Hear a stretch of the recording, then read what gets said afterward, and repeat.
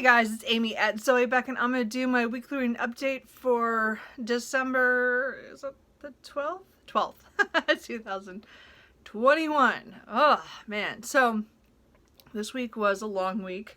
Yes, I had to work all the days. Anyway, and just, that was normal. I did put up a video, a couple videos this week, a book haul, my book haul from November, and then I also put up my, little chatty video about my mood reading, because as you'll see, I was all over the place this week. It's been, I think it's mostly due to stress with work, because again, I still don't know anything.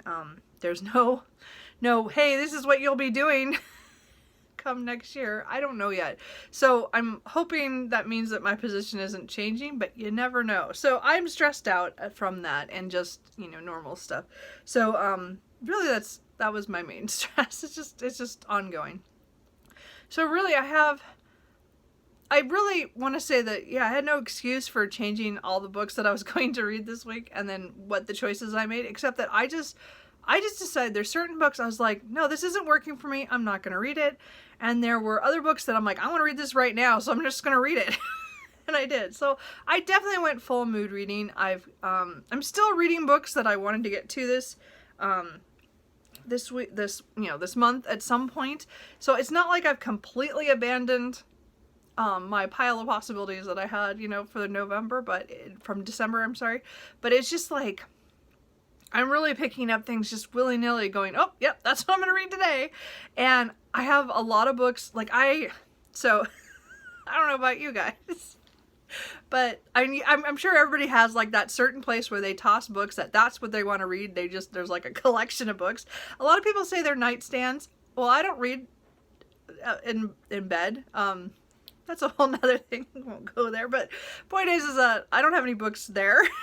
All my books are on my couch. So again, I live alone. So it's just me and the cats. So I just have enough space for my cats and me on the couch. And then to the side, I have like all these books, and the books just collect over the week. And I think this week was one of those weeks where I kept putting books over there going, well, I might read that. So like the collection is kind of big. Anyway, but I did get through a lot of things this week. I think I finished so I had at least finished 1, 2, 3, 4, 5, 6, 7 things. I mean, not all, a lot of them were small. But again, I was just all over the place. Anyway, so let's get into what I did read, what I finished, what I'm in the middle of, and what I think I'm going to read in the next week, which is always up in the air. So the first thing I finished on Sunday afternoon was A Holiday by Gaslight by Mimi Matthews, and I thoroughly enjoy this book. I will definitely be picking up more books by her. I'm probably going to pick up a physical copy of this book. It was just so sweet. So it's a late Victorian story about a woman who was engaged to somebody else, to a man who has money, but he's not of her class.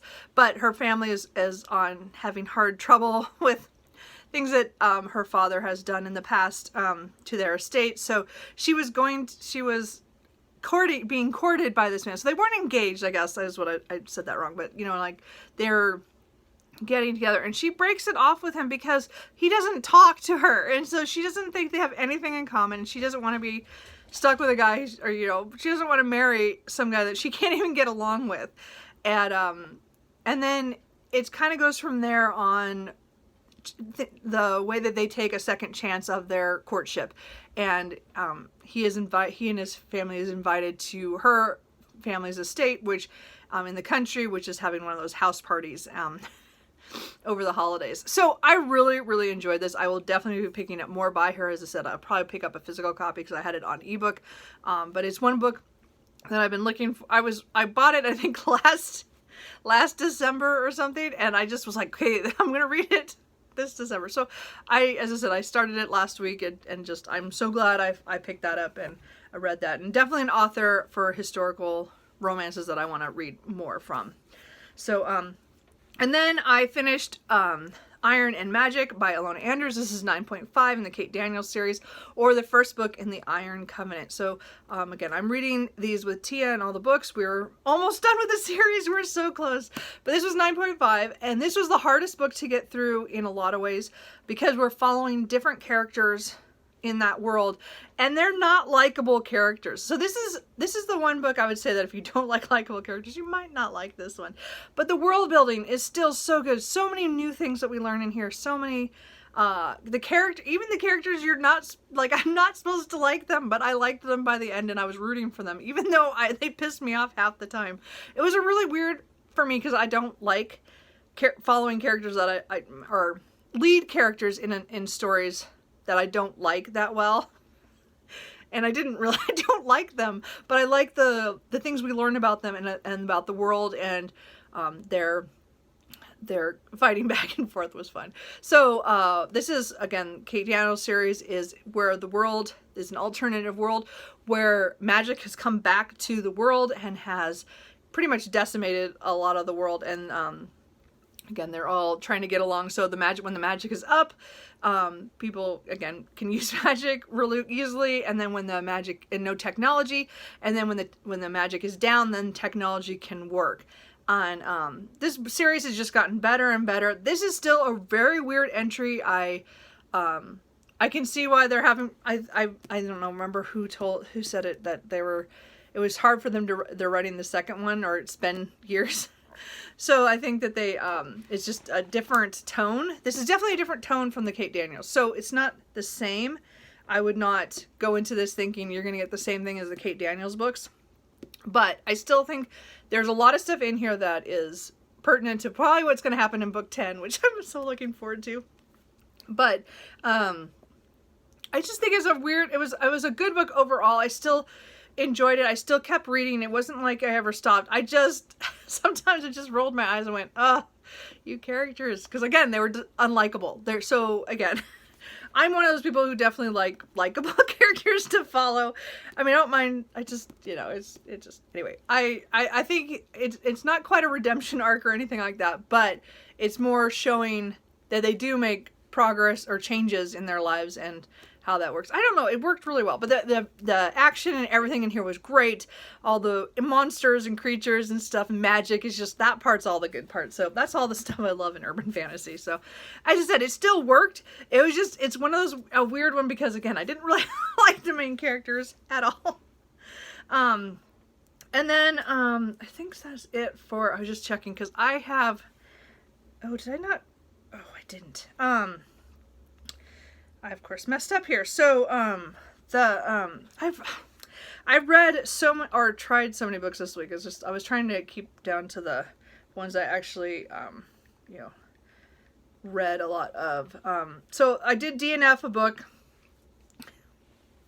So okay, I had a couple library books that were new releases that again I was trying to try them and get them out. And one of them I will come back to. I've decided I just didn't have time in this week to read it, and I was like, I gotta turn these back in. So I did attempt to read A Marvelous Light by Freya Marsky, and this is an Edwardian fantasy romance kind of thing where these people, like, so Robin is he's works for the Home Office in London, and he has been reassigned to a new division, kind of as a punishment because of who did it anyway. But he what does it say? So he goes this way, and it turns out magic is real, and he's kind of exposed to that, and then something happens to him like after his first day that he has a curse put on him of some sort.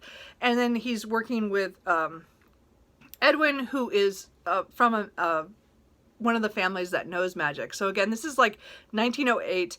So there's like that kind of, it's that time period, which that part was all good.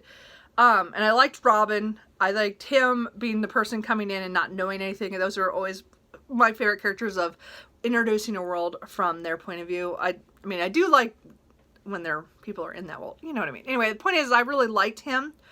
I didn't like Edwin at all. He annoyed me almost from the very beginning.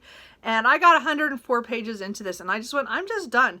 Mostly because of how it's kind of important to Robin about this curse, something that's happening, because things are going on, and something's missing, and there's a mystery here, and I wanted to get to that point where I enjoyed it, but Edwin just drove me crazy to the point where I was so mad at him at how slack he was for something that's so important to the other guy, and not, to me, didn't seem to be doing anything about, like, enough about it, and it was just, I was just like, and he's just using his excuses of, because Robin was a good-looking man, and that, he was confident when Edwin is not. And, it's like, for me, it just didn't work. Let's just put it that way. It didn't work. And it's kind of funny because I'm reading another book, which I'll explain in a minute, that kind of has some of the same things, except I'm enjoying that one a lot more. So, I don't know. But we'll see. So anyway, I was really disappointed. I really wanted to love this book. Again, it's a male-male romance, but it's had magic, and I was hoping to this. It just went in directions I didn't want to go. And I also was very frustrated by one of the main characters. And I had to turn it back to the library, and I'm just letting it go. It's just not for me. I think other people are really going to enjoy this. I've heard other people love it. It's just not, it just did not work for me. And I think, I just think sometimes, I have sometimes where some characters will just annoy me enough that I'll be like, I don't care. And I didn't like how he was handling things. And I thought he was the one who knew what to, or, the steps he should take, and he wasn't, I don't know, he just didn't take them the way I thought he should. So, I don't know. It's just my personal opinion. But I think other people have really enjoyed this, so I'm not saying don't try it. I just said it didn't work for me, and I moved on. And again, this week was more of, hey, I need to only read the stuff that, is calling to me and working for me. So there is that. And then on Tuesday, well, let's talk about this first. I guess this was here. I got the audiobook for the Broken Girls by Simone T. James, because this is a book that I put on my 5-star prediction. Okay, those are so bad. I'm never doing that video ever again, because I suck at picking out my 5-star predictions. Let's just put this away. Okay, so I had tried it. The audiobook was done by Rebecca Lohman, not the narrator's fault at all. Because I tried to read this a couple months ago. Oh, I don't know. In the spring. And I did like 22 pages or something. And I was already kind of like, I don't know about this. So there's 2 timelines. It's a kind of a gothic mystery kind of thing, where the 1950s Vermont, where we're following the girls who are going to this, is it Idlewild Hall, this like boarding school kind of thing. And and there's this mystery about this ghost kind of on there. So that's 1950s. And then we have 2014, and we're following, what was her name? I can't remember. Whenever it's, Fiona. And we're following her, and how her sister, I think like 10 or 20 years before, was killed on the property. It was been abandoned by then. And then the boyfriend was put into jail, and now it's like 20 years later, and they're going to revamp the school or the area up and build something there again. And so she's upset. My problem is that she's a reporter, and I have found this year, this is the one thing I lose respect really quickly for characters who are reporters and then do things that I think are unethical in the way that they follow a story. And I know that sounds kind of weird, but there's something about that. And I don't know if it's because I'm a writer, and I don't know, maybe it's just my person. I don't think all reporters are sleazy. That's not what I'm trying to say. I'm trying to say is that she has a connection to that property because her sister died there. And I understand that, like, as in that she would want to know what was going on and what they're doing there and stuff. But she's inserting herself, but she has like her own baggage. Like, to me, that's not what she should not be dealing with that. She should hire somebody else to go do that stuff, or talk somebody else into doing it, one of her writer friends. I don't know. There's just something about that. And after 48 pages, I gave up. I liked the old timeline. the 1950. I just cannot stand Fiona, and I just could not do this. So I'm going to get rid of this book. It's a DNF, and I'm just going to get, I'm going to try one of her other books. I'm not sure if I'm going to do the Sundown Motel or one of her older ones, but I liked her writing style. That was not the problem. It is just being a character like a reporter and then not, I don't know, it's just, it doesn't work for me when they do stuff that I'm like, that's just wrong. They shouldn't be like putting themselves in that story kind of, and it, especially if she has like that kind of connection with her sister's death. I don't know. And then of course there's mysteries around that too. I don't know. And then again, I wanted the ghost. That's what I wanted, but didn't work out. Anyway, so that happened. So I got the audiobook from the library, so I was trying to get through it, trying to finish or make a decision on that book. Yeah, it's gone. Anyway, so then I finally finished The Widow of Rose House by Diana Biller. I finally pushed through, and I think what my problem was this book, because in the end, I love this book. This was such a good book by the end. My struggle with it is because it hurt me that the characters and the things that they had gone through and their traumas from the past, and then what was going to happen, you know, between the relationship, because it is a historical, it's a romance between a widow who has been whose deceased husband had been very abusive, and then he put out all these lies, so she's scandalous, and she meets this inventor, Sam, who is, I just love Sam. He's still one of my favorite, he'll just be one of my favorite characters forever. I don't know. I love him. Anyway, she has like a ghost issue at that property that she's working on. So see, I like ghosts in the stories. But, so, as I said, it was one of those things, I hurt because her backstory is so bad that it just hurt to read when things would come up and she'd have to think about that stuff or do that. And it hurt to read this book because I was always like, oh, I don't want to talk about her past. I want them just her and Sam. It's really cute. Anyway, overall, I got past that. I mean, I finally just go, okay, I need to either sit down and read this or get rid of this book. And it wasn't like how some of the other ones where I DNF them. I have I have no compulsion to pick those books up. For this last month and a half, I wanted to pick this book up every day. I would think about picking it up, and it was like just hard for me to pick up because I knew I was going to read something that hurt my characters, and I guess that was it. And sometimes I had those feelings, and this one just connected with me that way. I still think a lot of people won't like that. Like, they don't want to deal with that either.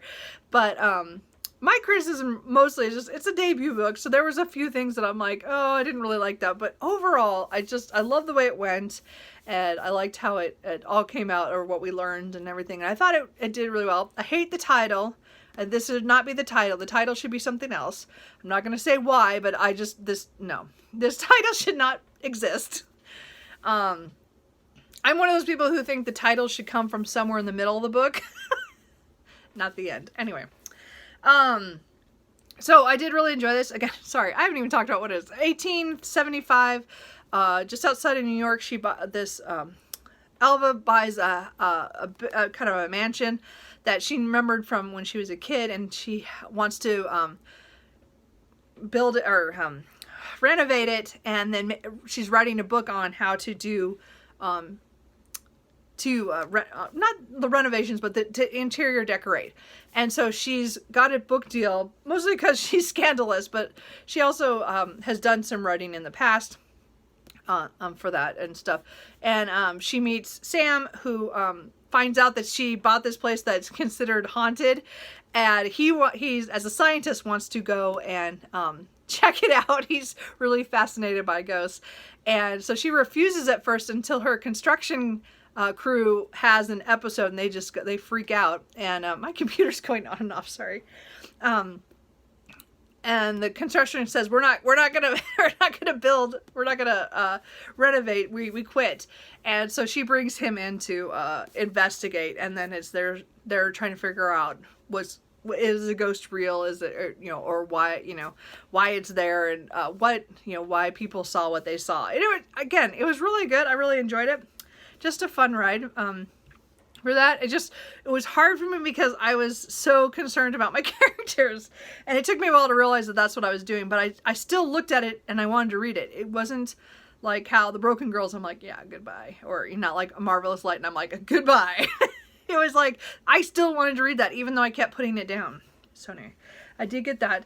And then that same night I read A Christmas Spark by Diane Biller. So this is like a prequel to that book. This is about Sam's parents, and it's so cute. This is like the cutest little Christmas story. You don't have to have read The Widow of Rose House. They mentioned how his parents had met, and this is just a cute little story. It's like I don't know, was it 36 or something? I don't remember, something close to there. And in, I think it was Chicago, somewhere in the Midwest. Anyway, so, actually, no, I can't remember. Maybe it's Cleveland. I don't remember. It was like she came from another town and came to, she wants to get out into the world. And so there's a advertisement for what is a science, or I'm not saying that, not like a research scientist, but like a stupid phone. I can't think what you call that right now. Like an assistant, but for a scientist, because John Moore is like a very already very well known as an inventor, and he needs an assistant, and so he puts out saying men or women, and so again in this time frame that's very unusual, and so she goes to the interview, and then things kind of go from there, and it was so cute. It was just cute, very sweet. Nothing, you don't see anything like that, but it's just a sweet little story, and it was really worth it. I'm so glad that I knew about that and I read that. So I read that really quickly. It wasn't very long. And then, so Wednesday, yeah, I was like, I didn't know what I was going to read. I was kind of all over the place, but I decided, hold on, oh, this isn't going to work. Okay, well, it's really small, but I read, a novella that I'd read back in 2010 when it came out no, I probably read it just a little bit after that, but it's Marine Biology by GL Carr or GL Carr. So it's like her pseudonym. She did that when she self-published a few things, and this is a totally different thing from the Parasol Protectorate. So this is shifters in and different kinds, and it's like in nowadays kind of thing. So it's modern. So this one follows a marine biologist, and he is a werewolf, and his pack in Boston. He's not considered like one of the top guys because, he never expected to actually survive when they do their change at 18. So he's always kind of lived kind of weird, but he also knows things about himself that he doesn't want them to know, that he's gay.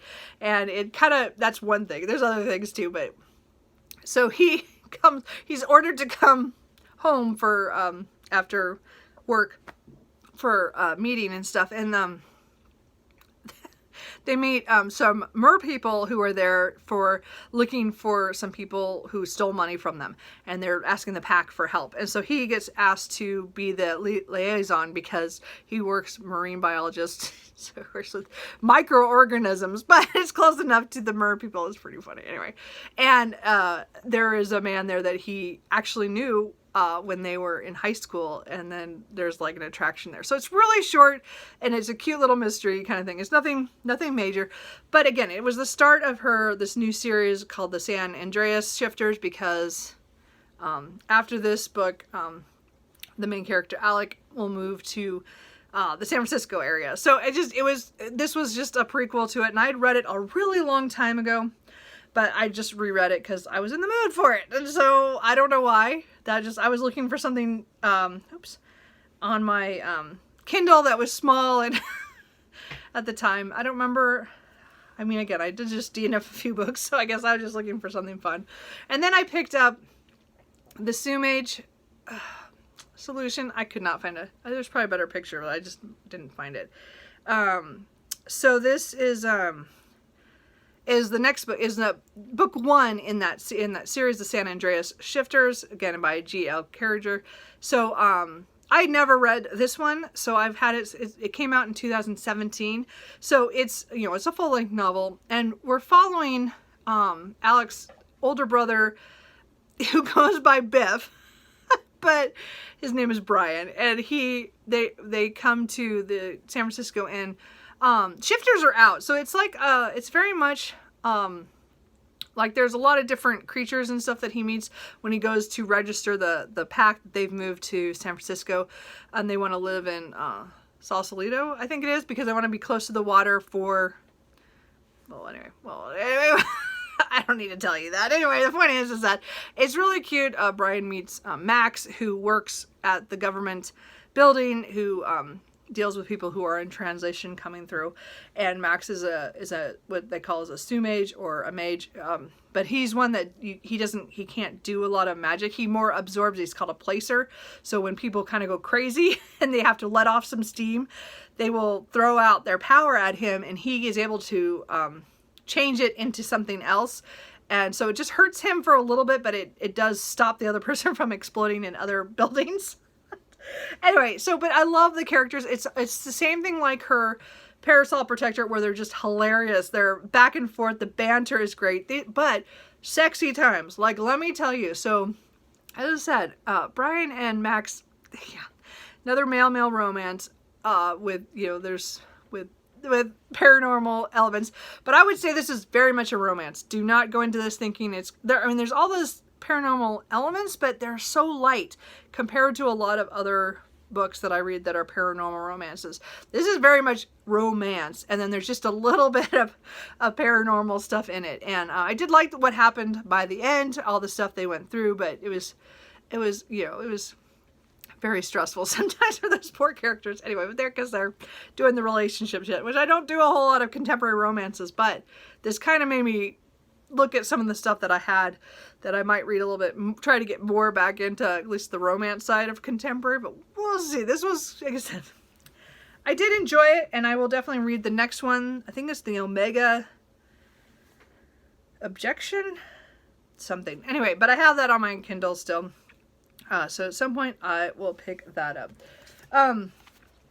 I did try to read The Lazy Tour of Two Idle Apprentices by Charles Dickens and Wilkie Collins. This just was not the time for me. There was a read-along for the Dickens Christmas that I do every year. They pick different Dickens things and other authors, and like I said last week, I didn't get along with the Anthony Trollope one. This one is the same thing. I think it's just I'm not in the mood for this right now. I read the first chapter of 5 chapters, and it was fine. It was just slow for me. And just like, I just didn't care. So I'm going to put this back on my shelf. I will come back to this some other time, maybe next October. I will try to finish it, but I just put it on hold. I'm not into that right now. And then I did also get the next volume of Kami Can't Communicate, number 15 by Tomohito Oda. I think this is translated from the Japanese by John Weary. So again, I'm getting these from my library as they come out. This was the one that came out in October.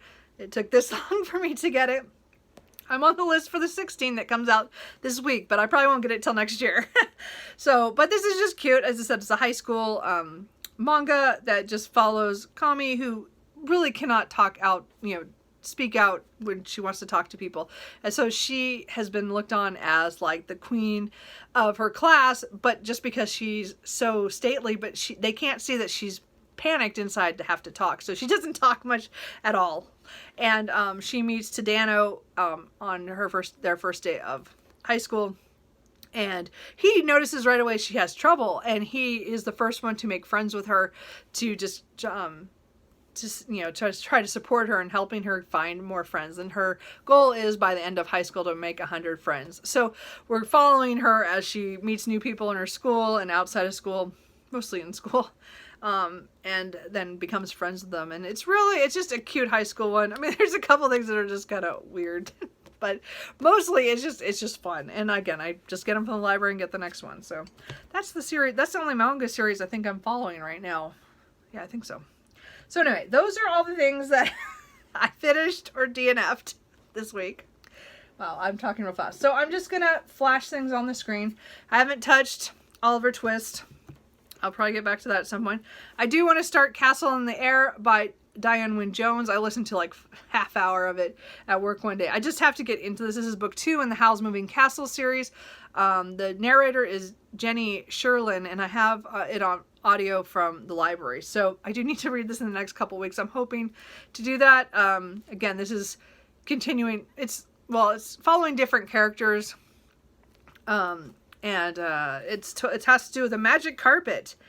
And I can't remember what the kid's Abdullah is the young man who buys the carpet, and then his adventures, I think. So I didn't get very far. I read this back in 2006, so I don't remember. But again, I'm trying to finish this series at some point, so I do want to get to that. I did start My Favorite Things by Lindsay Sands, so I've only read 22 pages of the first novella. There's 3 novellas in here. The novella is All I Want, which is a woman Prudence, who is trying to get her father to leave the gambling halls and stop spending all their money and getting drunk. And she's trying to save them from ruin. And I think it's Lord Stockton who owns the gambling hall. And she's trying to fight her way to get into the hall without him knowing. So that's where I'm at. Anyway, let's see here. I am making progress again in Brothers of the Wind. So this is just really slow for me. So this is a prequel to Memory, Sorrow, and Thorn and The Last King of Ostenard, the series that I just adore by him. We're way back in time, and we're following 2 brothers who are mentioned in those series, mostly in Memory, Sorrow, and Thorn, from the past. And then how they find out that there is a great worm, which is one of the dragon worms, who has come down from the north and is wreaking havoc. And so it's them trying to figure out how to kill it, but it's very old and it's very powerful. And it's we're also following it all from the squire's point of view of one of those 2 brothers, they're kind of elf-like, but they're called the sithi in Memory, Sorrow, and Thorn. I can't say the other word that they're called. And but the other guy is kind of their servant kind of thing. And we're following it from him, so we're getting his story too as well. It's not very long. It's very dense, and there's a lot of words on every page. Well, of course I picked the one page, there's nothing on it. But I mean, it's pretty solid. So I'm going to try to read a little bit every day all this next week to get this done by next Saturday is what I'm hoping. So that's my goal. Because again, I really am enjoying it. It's just, I'm not in a epic fantasy mood right now. I want to pick up fantasy so bad. But I keep looking at going I'm having trouble with this and I really want to read this. So I'm going to finish this and then we'll see where I'm at. Because I might just have to take a break. I'm not reading a lot of epic fantasies, but I'm still not ready for it. And I have so many more to read. So anyway, I am reading that. And then the other book I picked up that was on my TBR is Winter's Orbit by Everina Maxwell. So this was also my BookTube Spin number 4 pick. So I do want to try to get to this. So this is a sci-fi romance where 2 men are forced to get married because of a treaty that's very important to the empire.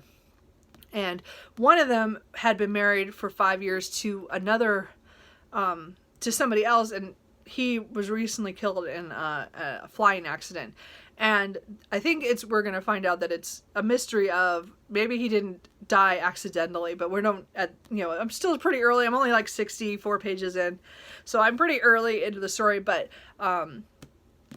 these 2, I do like them. And again, it's different from how I feel about, I've read a lot of male romance this week, which was weird, and I think it was kind of a reaction because I didn't get along with a Marvelous Light. I think I just went to find things that I would enjoy better, and I enjoyed the Shifter one, or the San Andreas Shifters, and then I'm enjoying this a lot. So I do want to try to focus on this and get this done. And then the only thing that I think, that'll probably, those 2 things plus this next book are probably all I'm going to read this next week. And that is Magic Triumphs by Elina Andrews. And, I just forgot, I did read one other book. But real quick, this is the number 10 in the Kate Daniels series. This is the last one. This is, it's the last one in the Kate Daniels arc. So I'm so excited to get to this. We start this tomorrow. Tia and all the books, and so I've already marked it. I'm all ready to go. I'm excited. I'm so excited to read that. And then I did want to, sorry, anybody's still watching? Who cares? I'm having a day. I read a lot. Okay, I also read Theirs for the Night by Katie Robert. So I've never read anything by her. I've wanted to read Desperate Measures. I own Neon Gods. I want to read some of her other series that are more kind of fantastical. This is a straight up contemporary erotic novel or short story. It's like 60 or 70 some pages.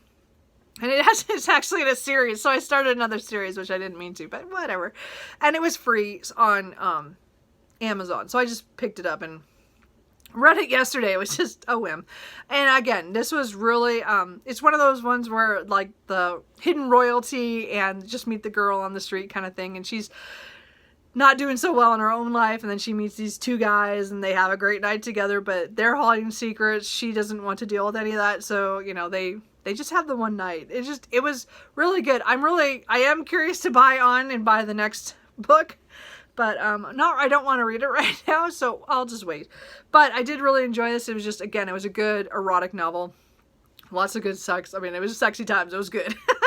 I did enjoy it. I definitely like her writing. I'm looking forward to now reading some of the more fantastical ones or the ones that, you know, are retellings of the Disney villains and the what am I trying to say? The Olympus. Dark Olympus, I think is the other one. So it's like Greek gods.